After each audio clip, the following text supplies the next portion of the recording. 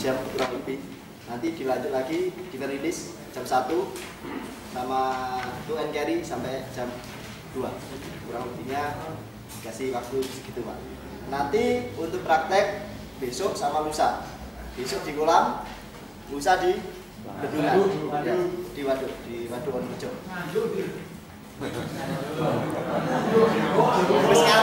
Wis ngantuk gitu Pak. Silakan kalau merokok silakan, tapi tolong perhatikan kalau ada pertanyaan sarana yang ada di sekitar hingga datangnya bantuan. Mungkin dari bapak-bapak ini senior-senior mohon izin pengalaman lebih banyak dari bapak-bapak yang lebih tua. Berhubung ilmu SAR khususnya dari Basarnas, saya yang lebih dulu tahu jadi saya tularkan di sini. Nanti kalau ada pengalaman atau ilmu-ilmu yang dari senior-senior sini silakan kita sharing.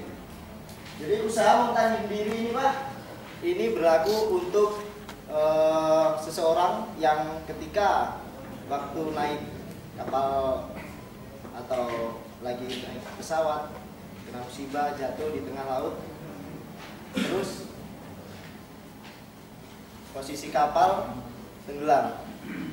Jadi posisinya kita bisa mempertahankan diri yaitu dengan self rescue.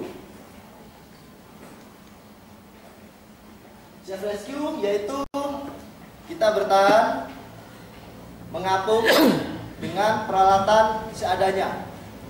Jadi peralatan seadanya apa yang di sekitar kita.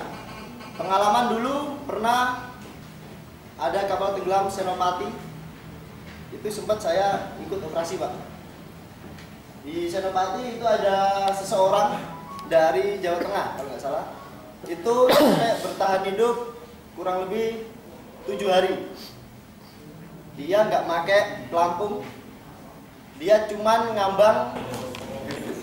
Kenapa? Biar nggak lepas. Ya benar Bapak. Biar nggak lepas. Terus posisi tangan tetap gandengan. Kalau di darat Pak mudah. Terus kalau di sekitar sini, sekitar pemukiman mudah. Nggak ada pemikiran sampai ke arah meninggalnya, nanti kita meninggal atau masih hidup. Tidak panik. Kan? Terus posisinya tidak panik. Jadi orang yang tidak panik itu bisa mikir, meskipun menyiapkan materi Pak, misalkan menyiapkan materi sudah di luar kepala, udah ada udah. Tapi kalau panik melebar, sakit Pak, meskipun dilindungi dengan tangan kita, rasanya ya lumayan. Kalau seperti ini, insya Allah sehat, insya Allah nggak sakit. malah semaput jeleng. Terus cara abandonship sama. Tapi kalau kita menggunakan abandonship di pinggir dermaga, kita harus memperhatikan dulu di sekitar. Lagi nyasar atau pengen main ke Suramadu sana lewat bawah, silakan mampir ke RB. Kalau ada skoci di luar Pak, nanti jalan-jalan ke bawah Suramadu. Nanti lanjut lagi Pak. Sekarang masuk ke teknik defend dan release. Jadi ini ada hubungannya dengan tadi yang sudah disampaikan sama Mas Farid. Masih ingat Pak? Metode pertolongan ada berada di air. Karena disampaikan dari sini sama Pak Hari. Kalau korban tenggelam Pak, meskipun anak kecil itu sangat berbahaya. Sering kita menemukan, sering kita baca-baca Quran, lihat di TV, anak kecil menolong temannya, ternyata tenggelam dua-duanya. Itu karena nggak tahu caranya penyelamatan di air. Yang penting jangan menambah korban lagi Pak. Yang penting jangan menambah korban lagi. Yaitu cara defend histeris, nggak peduli apa yang di sekitar. Yang penting ada orang mau menolong sudah, itu yang dikejar. Terus biasanya kalau orang, apalagi gini, tandanya kayak orang naik tangga. Itu kalau masih sehat, naik turun gini. Kalau cewek beruraian rambutnya. Pokoknya naik turun, posisi kaki naik turun kayak naik tangga. Posisi naik turun. Sudah seperti itu, kita dekati. Tenang Pak, tenang. Bapak saya tenang. Bapak saya bawa ke tepi. Biasanya sudah nggak mempedulikan Pak. Kalau menyelam, kita dorong. Jauh Pak. Jadi mendekat lagi, masuk, otomatis korban nggak bisa melihat kita. Masalahnya kembali lagi yang diserang korban tenggelam itu bau, leher, sama kepala. Itu kalau korban benar-benar tenggelam, benar-benar nggak bisa berenang. Yang diserang cuma 3 bagian tubuh tersebut. Cara pertama nggak efektif, terlalu cepat kita pun kondisi keruh. Kalau masuk terlalu berbahaya, nanti kondisi lingkungan kita kan nggak tahu awam misalkan. Kita bisa menggunakan cara yang kedua, leg lock, dorongan kaki. Korban menyerang, otomatis korban nggak bakalan memperhatikan kaki kita. Cukup kita dorong dada. Jangan ditendang Pak, mendorong. Dengan asumsi kalau kita berhadapan dengan anak kecil, itu bisa kita gunakan cara yang ketiga, arm block. Kalau kita berhadapan dengan orang yang tinggi besar, yang percuma Pak, tangan kita pendek, ya kan? Sedangkan korban jangkauannya panjang, maka lebih mudah kita di dekat.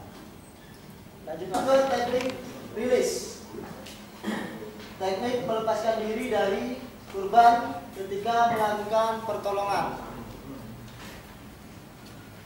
Silat air.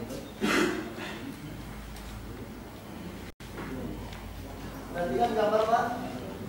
Ini cara yang pertama, double grab on one arm 1. Ini bukan, orang Jawa bilang pancalan Pak ya. Bukan pancal, bukan mancal, bukan apa?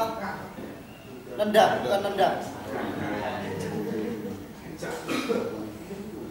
Ini harusnya dorongan.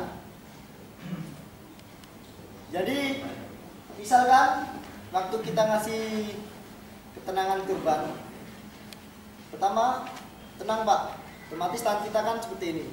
Kalau korban panik, cukup dengan omongan, nggak mungkin dia dalam mengikuti perintah kita.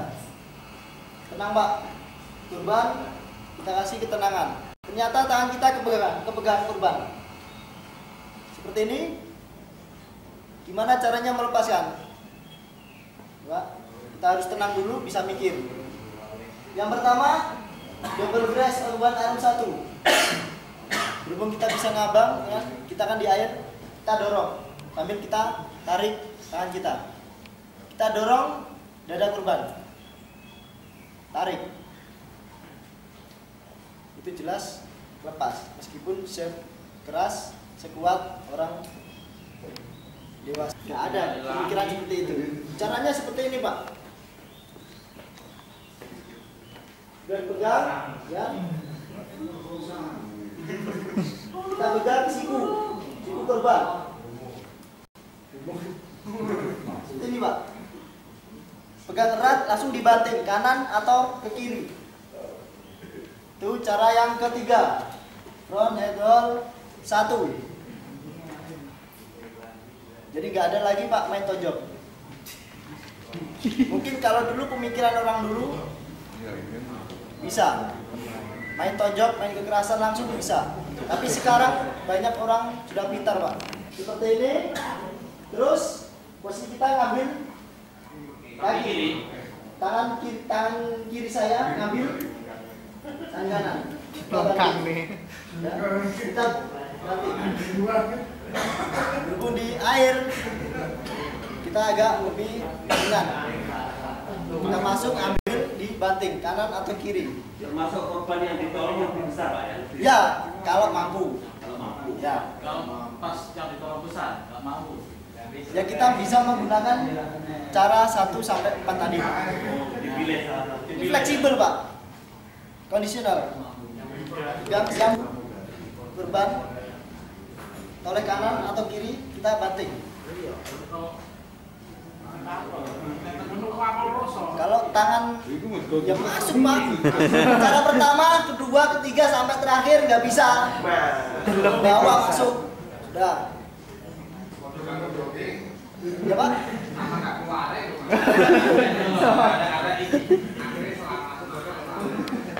Nah, ini yang ketujuh. Jadi belum seperti ini, kita ambil kepala korban, kita ambil nafas, menyelam, dilempar. Ini yang terakhir, ya Pak? Dilempar Pak.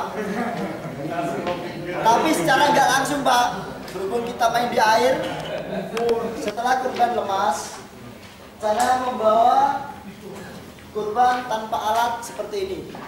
Sudah, perhatikan gambar. Tarikan lengan. Jadi untuk menarik korban lemas, setelah korban lemas, kita tarik lengan korban. Caranya seperti ini, atau seperti ini. Jadi posisi tarikan lengan ini ada dua Pak, lengan dalam sama lengan luar. Tarikan lengan. Jadi untuk menarik korban bukan sembarangan, asal narik saja.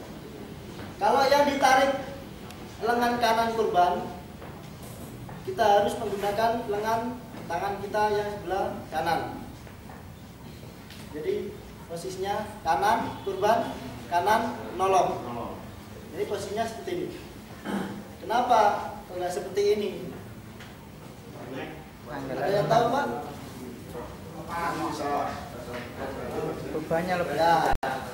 Nanti kalau kita terlalu serius pengen nyampe ke tepi, Lemas. otomatis kita kan berenang seperti ini. Gak mungkin ya seperti ini Pak. Bahwa seperti ini korban kan nggak bisa ngapa-ngapain, kan? Nggak masuk. Otomatis nyampe pinggir kan kita membawa mayat. Kan? Otomatis korban nggak bisa nafas. Itu yang pertama. Yang kedua, tarikan lengan. Tapi kalau korban lagi nggak pakai life jacket, tarikan seperti ini terlalu berbahaya. Lengan dalam kita gunakan. Ada pertanyaan sampai sini?